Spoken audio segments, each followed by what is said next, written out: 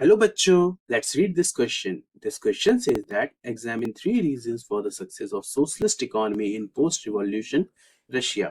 ये क्वेश्चन हमसे जानना चाह रहा है कि जो रशियन रिवॉल्यूशन हुआ था उसके बाद जो socialist form of economy Russia में आई थी उसके सक्सेस के पीछे क्या तीन रीजंस थे। तो इस क्वेश्चन के की कॉन्सेप्ट्स हैं centralize planning and 5 year plans. तो चलिए अब हम देखते हैं थ्री रीजंस जिसके की कारण सोशलिस्ट फॉर्म ऑफ इकोनॉमी एक सक्सेसफुल इकोनॉमी के तौर पे रशिया में आई थी।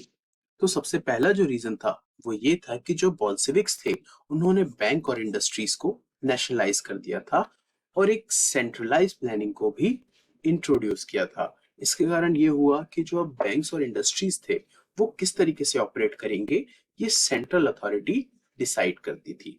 और इसी के साथ साथ जो गवर्नमेंट ऑफिशियल्स थे अब वो इकोनॉमी की कंडीशंस को देखने लगे कि इकोनॉमी की जरूरतें क्या है और किस तरीके से हमें इकोनॉमी को आगे बढ़ाना है और उस हिसाब से अगले 5 सालों के लिए 5 ईयर प्लान्स को बनाया गया।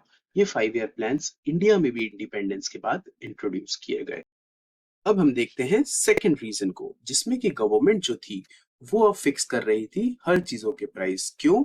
ताकि इंडस्ट्रियल ग्रोथ जो है उसे फर्स्ट टू 5 ईयर प्लान्स में प्रमोट किया जा सके। और इससे हुआ क्या? इससे ये हुआ कि जो इकोनॉमिक ग्रोथ थी रशिया की वो काफी बढ़ गई और उसके साथ साथ ही इंडस्ट्रियल प्रोडक्शन था वो रशिया का बढ़ने लगा और न्यू इंडस्ट्रियल सिटीज रशिया में आने लगी।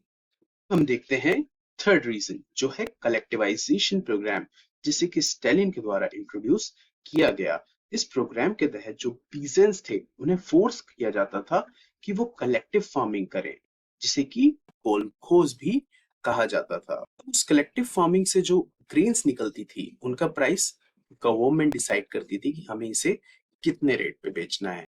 So these three are the reasons for the success of socialist economy in the post-revolution Russia. I hope you understood well. Best of luck.